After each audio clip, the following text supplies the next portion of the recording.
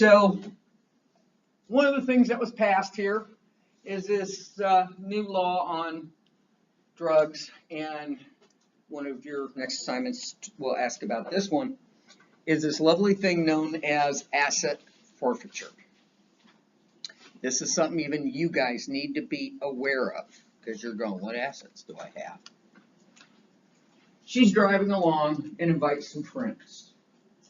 She doesn't know her friends do a little coke on the side. And most people that do for a long period of time start selling a little bit to finance their own habit. So they have a fair amount on them. I stop her car, I find the dope. If I'm in an area that allows for asset forfeiture, you know, that car you used to own, you're not going to own it anymore. Because the car is going to be seized and sold. It's not just cars, boats, planes. We had a small airport where I used to live. I always liked walking over there because there'd be a line of ATF jets that they had confiscated from drug dealers. And they sell them for pennies on the dollar. I'm just like, ooh, I'll take that one. Oh my God, very nice. Our training facility, we had one, now we have a very fancy one. About 200 acres of land in Trabuco Canyon, which is burning down as we speak. Fire going through there right now. Anyways, that is a confiscated estate from a drug dealer. They took the entire estate. Worth at the time, close to $100 million. They took the entire estate, the homes, any vehicles that are there, everything. Okay. So asset forfeiture can be huge, and it can affect anybody. Like I said, it doesn't matter. She didn't know that people had cocaine. The fact is, cocaine is in her car. That's it. That's all. It's gone. Okay. And most people, surprisingly, they don't fight, especially the civil ones. Now, there's criminal asset forfeiture, and that goes to a regular trial. But civil, the reason why most of these dealers do not fight them, because it's a civil case, and they have to answer all their questions about how they got it and so on and so forth. Anything they say can be used against them in the criminal proceedings. So they don't fight the civil asset charge at all. Zero. Most of the time they don't even respond to it. So whatever was seized is gone. Okay? So big deal. Big deal. Then in 86, and this was mainly in response to the crack, we have now this mandatory minimums where if you get caught with fill in the blank, you must go to jail for this amount of time, and you cannot get parole, you cannot get good time, you cannot get out early. Doesn't matter. You're going to spend at least that much time in prison.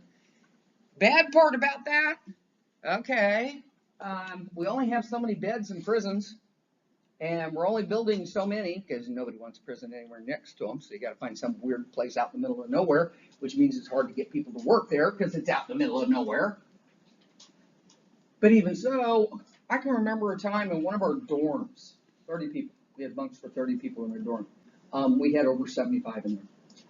They're sleeping in the shower. They're sleeping on the floor. They're stacked like cordwood. There was nowhere for them to hardly walk. A prison or a jail has to accept the people that come through the door. So where are they supposed to put them? You can look up some of our prisons in California where they had gyms at one time. Those gyms now house close to 1,000 prisoners. Triple bunked, and there is this much room in between. They got to walk sideways. You cannot pack 1,000 people who do not get along and play well with others in a teensy-tiny little space like that and not expect population control. I mean, the war zones that we get in there are insane. They kill each other on a regular basis. And part of it is just you've got them stacked like cordwood. Hell's Kitchen. And we're reproducing Hell's Kitchen in our prisons because all of a sudden we got to lock everybody up. Not exactly a good answer. The Drug Abuse Act, now we have our drug czar, okay? Very high level person. It also went after drunk driving a little more strongly. We'd always had MAD, I don't know if you guys remember that one, Mothers Against Drunk Driving. That was one of the first national campaigns about drunk driving, and that was when it was still 0.10. Now we're down to 0.08, and that was part of getting rid of open container laws, or putting into those states that didn't have open container, they were adding it, and so on and so forth. So all kinds of little things are going on, some good, some not so good, but out of all of these, the problem is once you put a law in place, that's easy. Undoing it is a lot harder. A lot harder.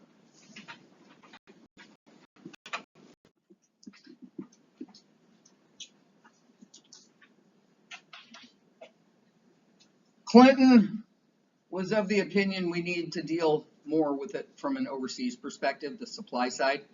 So our drug control policy thing, he thought of it as just a bunch of guys in suits that really weren't earning their money, so he fired most of them.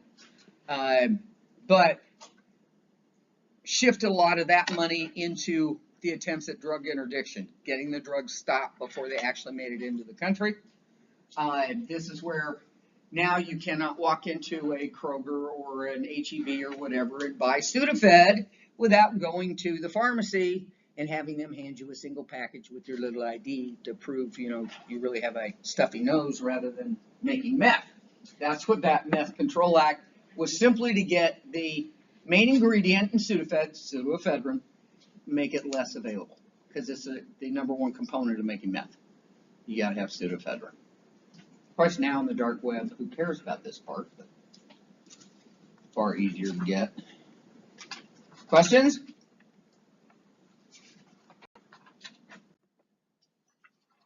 Okay, so fast forward to the new century, and of course 9/11 happens. So the issue at the time, of course, focuses entirely upon terrorism and trying to control drugs in those nations that was also having money funded to terrorist organizations. There was a lot of interplay between them. And our relationship with many of these nations deteriorated severely, because it was like the U.S. finally put its foot down and said, you guys aren't doing anything. We're handing you all this aid, and you're not doing anything. You're just kind of sitting there and shrugging your shoulders and using the money for other things. And we've had enough. So either you start stepping up or the money's cut off.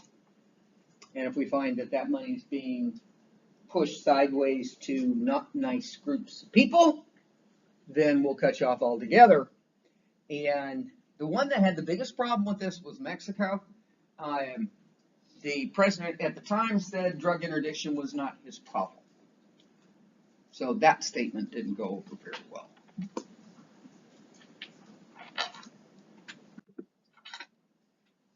Now this act is still in play. Okay. Patriot Act gives police far more abilities if we can connect what we're trying to do to terrorism. And the connection to terrorism doesn't have to be this huge direct link. Okay? It used to be, growing up, as long as you kept your deposits under $9,999, the bank ignored you. They just took your money, put it in your account, and moved on. Then, as organized crime was getting bigger and we started dealing with the problem of money laundering, they lowered that to $5,000. So your deposit was $4,999, you were fine. $5,000, you had to fill in some forms and so on and so forth.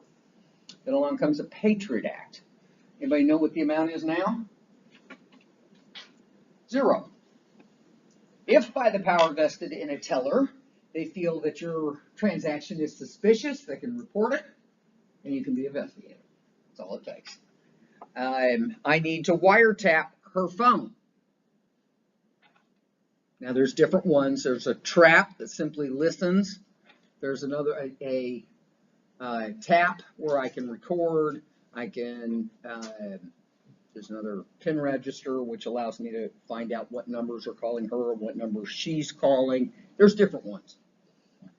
Used to be to get any one of those warrants just about to connect to God. It was extremely difficult. Now, if it's connected to terrorism in any way, shape, or form, sign on dotted line. Here's your warrant. Same thing for just regular searches, search warrants. Okay? If they make that connection to terrorism, a lot of our civil rights protections fly out the window. Totally and completely. Internet communications are monitored in real time. There are dweebs out there. That's their entire world. That's all they do. Now, mind you, to monitor everything in real time obviously takes an incredible amount of persons and effort. They have algorithms that look for keywords. And if your keywords trigger their oversight, that's when they will begin the actual real-time monitoring of your device. Would it be like how you'd say, like, what is it, Orion? What's that website you said? Tor and the Onion router. Mm-hmm. Like if we were to get that, is that going to No, they can't. Remember, that's end-to-end encryption. Okay, but if they track your IP that's using Tor, you're going to get a lot of attention from the NSA. They're going to be paying. But we see it. People joking back and forth, especially right around 9/11. People start joking, God, I really hate that professor. I need to blow him up. Not a good thing to say, because you just might get a 3 a.m. visit from the local FBI office. Friend of mine's 2 kids. This was after one of the school shootings. Don't remember which one. I think it's Columbine. They were joking over the phone. They were frustrated because the chemistry professor called for a pop quiz the next day in class. So they talked about blowing up the school just like the kids had done. I used 3 a.m. because that's exactly when the FBI showed up at their house. Kids were both taken into custody. All computers were removed from the house to be scrubbed and so on and so forth. Yeah, they figured it out. But do you want to deal with that? Okay? We had people walking into airports right after 9/11 and making jokes about blowing planes up, and then they couldn't figure out why they got arrested and thrown in jail. It's like, you're a special kind of stupid. Really? Okay? People don't think their stuff is monitored. It is. What they're looking for are those keywords. So it just depends. It can be a country name. It can be a device. It can be different things. They have different algorithms that, depending on which agency, what they're looking for. So internet communicate, that's where I tell you, if you're looking for stuff, my violent offenders, when we're talking about, say, hate groups and cults and things, don't search here on school computers. Just don't go there. Go find someplace else to search. And not on your own phone. Okay? I get them showing up at my door all the time. Oh, yeah, it's you. Okay, yeah, it's me. This is what I do. Okay? First time it happened to me, I was doing some research on white supremacy crowds, and one of them was called the White Stallions. No. Who are you? What are you doing? We don't allow that kind of communication. Well, I hate to tell you, that's what I teach. Bull. Okay? They didn't know me. That was my first interaction with that crap. Okay? So it happens all the time. So this money laundering, that's the bank regulations now. They can report anything they want if they feel it's off for any reason. And Patriot 2 was simply reauthorizing it, and it closed a few loopholes that were in the first one. Okay.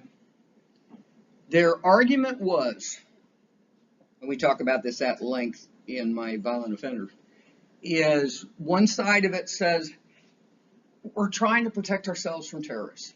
So it's a good thing, right? But we're giving up civil rights to get it. Are we comfortable with that? Okay. 9/11 happened, and the first executive order, anybody know? Very first executive order from President Bush? I'm sorry? No, that came a little bit later. It took less than 3 minutes for him to ground all planes nationwide. Planes were told via the emergency frequency, you will find the nearest airport, and you will put your plane down, or we'll help you put it down. We had squadrons scrambled nationwide. So any plane that wasn't landing immediately and responding to instructions was going to be helped down. Hard, fast, and permanent. So all planes are on the ground. And as soon as people found out what was going on, everyone's kind of rah-rah, show the flag. You saw flags on every car, every house, everywhere. I heard God bless the USA and Lee Greenwood one more time. I was going to throw up. I was throwing things at the radio. Anyways, 3 days. And the bitching started.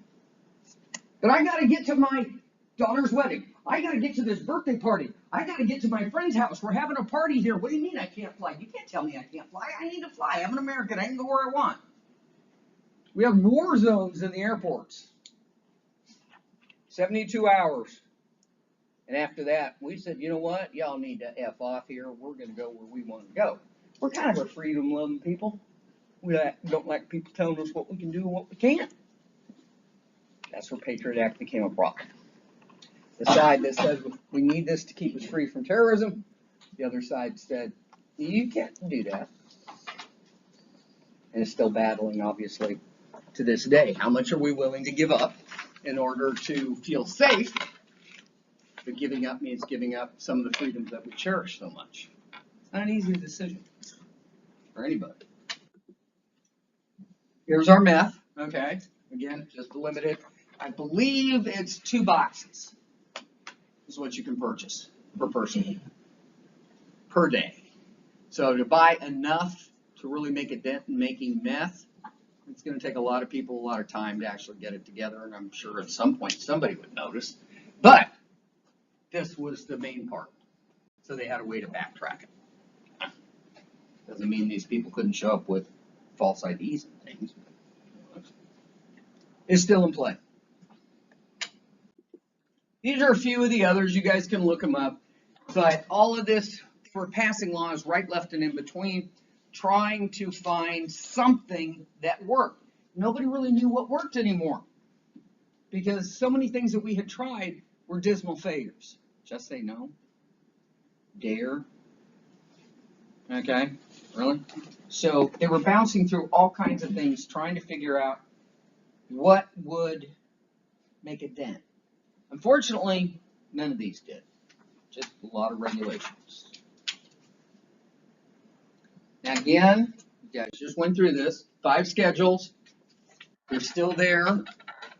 They really haven't been updated with the way they classified the original drugs. Now, as they've added drugs, okay, fine.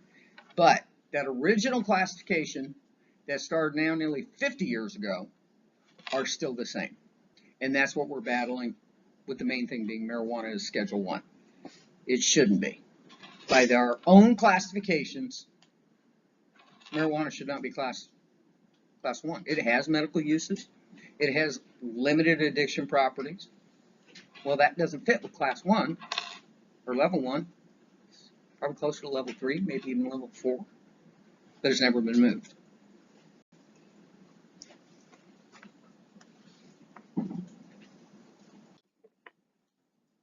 Now, what about driving? Do drugs affect driving? Of course it does. Anything that affects how you perceive, respond, reaction times, obviously it affects your driving. Most laws, the way they're written now, as far as DUI or DWI, depending on the state, include anything that affects your ability to operate safely said vehicle. And it's not just cars. People find this out the hard way. We've arrested more people in boats. We have arrested people on skateboards, if they're out on the street, not on the sidewalk. Bicycles, horses. It doesn't matter. If it moves on a public roadway and you is drunk, you get to go to jail. Okay, so keep that in mind. Obviously, there's two sides to drug policy. The conservative side wants to lock them up and throw away the key. And the liberal side is more into the treatment and rehabilitation side of it.